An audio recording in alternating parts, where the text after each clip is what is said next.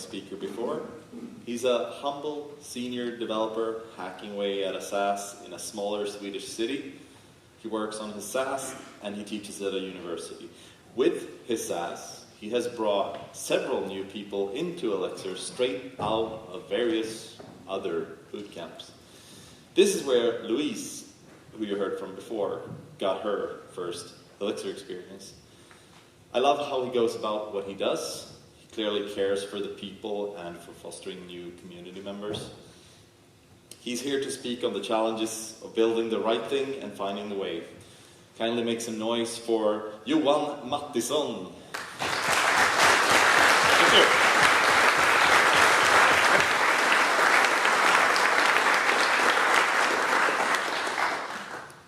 Thank you. Thank you. Let's see. All right. Hopefully this works.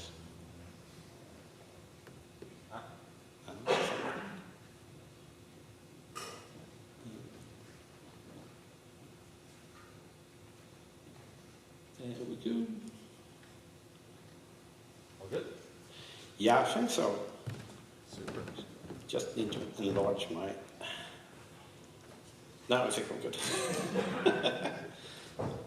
If I find the mouse pointer, there you go. All right, so my talk is named Simplicity, This is the Way.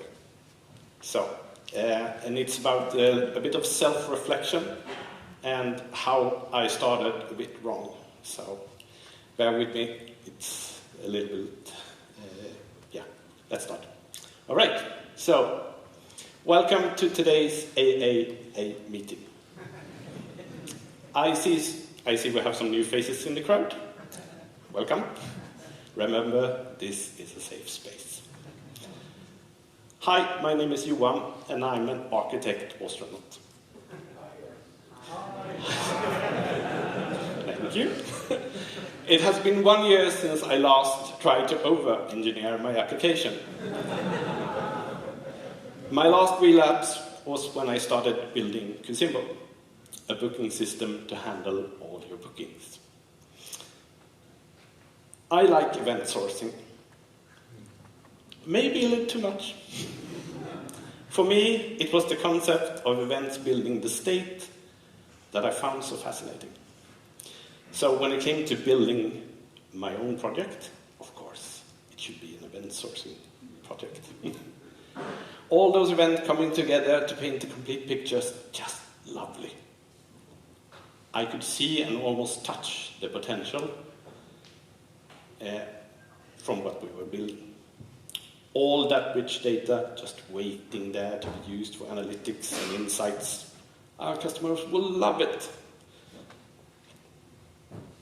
But, like any good addiction obsession, it started controlling me instead of me controlling it. While I was busy building this event-sourced masterpiece, juggling client work as a consultant, and trying to guide interns through this complex system, development grounded to a halt.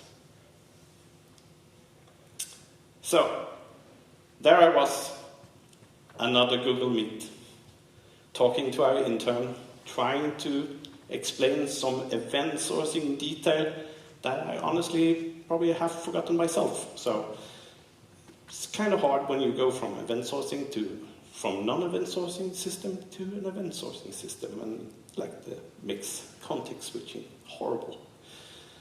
And all of a sudden, in this meeting, a memory from years ago popped into my mind. I was at the startup, it was a Python meetup, actually, in Stockholm. And this head of engineering was speaking at a pretty famous e-commerce site at the time. This is like 10, 12 years ago. And he was talking about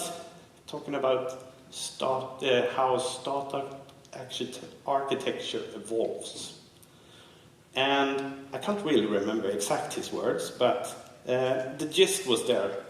And you need less than you think you need. That was his because he fell for the same trap. You need less. That's it. You have 0 customers, you don't even need to think about scaling. Kind of obvious, but most likely not even 1,000 customers. Nowadays, the infrastructure, the simple systems that we have are pretty powerful, and Elixir pretty powerful in itself. So, but maybe we'll need to start to think about it when we reach 10,000 customers. But if we have 10,000 customers, we have 10,000 paying customers, then all of a sudden it becomes a luxury problem, right? So, and it hit me, this memory. It's like, what the hell am I doing? 0. We had 0 customers. So, we didn't even have a working product yet, so it was just a shell at the time. We had no clue if people would even like what we were building. So, why were we building this fancy, complex system when we should be just focusing on their basic needs? Our customers just needed something that worked for handling their bookings. That's it. There was no event sourcing whatsoever in that specification. They hadn't even tried the first version yet.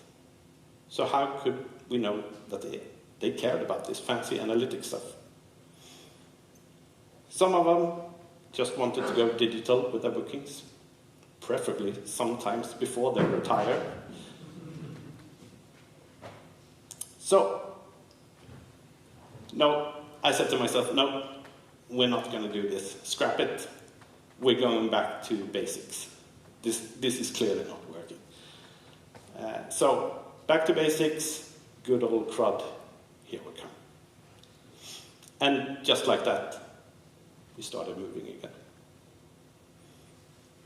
So, all of a sudden, getting new interns up and running, much easier. We didn't have to teach them Elixir, Phoenix, event sourcing. Now we just have to teach them Elixir and Phoenix. So, much happier. So much quicker to get them going, which meant less time banging their heads against complicated stuff and more actually building things. So, fun all around. Coding is, after all, people working together. The more complicated your code gets, the fewer people can actually jump in and help out. Simple isn't just easier to write. It means your whole team can actually be useful. Another thing that we don't really talk about when it comes to complex stuff is that complex stuff wears you out. It takes a lot of processing power from your brain, basically. So it's exhausting debugging all those things. You end up spending more time figuring out what I'm writing. Anyone here got back to code they wrote 6 months ago and said, what is this? Who wrote this? Oh, damn it. I actually did that. So every bug becomes, so if you have a very complex system, every bug becomes like a hunt with a map and a compass, basically. So horrible. So yeah, so easier the less layers we have. So, and this is especially important for, like, if you teach junior developers, for example. They don't need overly complex systems because they most likely don't even know what event sourcing is. So, shoot myself in the foot doing that. All right. But here's the thing. I tried to figure out what the shiny thing was. Precious. I'm not the only one who gets caught in these kind of things. The tech world is packed with shiny new things that makes us complicate things more than it has to be. Do we really need Kubernetes when we got 10 customers? Do we need microservices when a monolith will do the trick? Do you need event sourcing when a simple CRUD gets your shipping faster? Just because something looks cool and shiny doesn't mean it's right for what you're building. So, how can we resist temptations of the shiny things? Well, one thing that helped me was to embrace and recognize my constraints. So, when I was doing Consimbo while consulting, my constraints were pretty obvious, even though I didn't see them, but very little time, junior developers, 0 customers. So, with those constraints, they should have told me that what tech to pick, basically, and what tech to avoid. But I completely ignored them. Constraints aren't just roadblocks. They also provide clarity. And they also provide creativity. So, they make you ask the hard questions, or the right questions. What can my team actually handle? What do my users really need? What do I need to deploy my application? What can I actually deliver on time? And what's the simplest way of building this thing? Sometimes it is as basic as, can I code this in 5 minutes myself? If yes, then maybe skip the fancy library. The JavaScript world figured this one out the hard way with stuff like leftpad, literally a library where you add spaces to strings.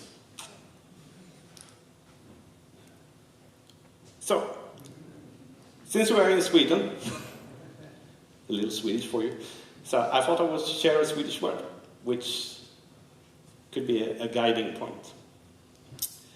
So, the Swedish word lagom, I don't know how many know of it. A few, yeah, few Swedish people. Yeah, so it basically means just the right amount. It's like not too little, not too much, just what you need to fit the situation, basically. So, here's the thing. Next time, when you're starting a new project, don't ask, what cool tech should I use? Ask, what is lagom for what we are actually building? So, do you need event sourcing, or is basic CRUD just lagom?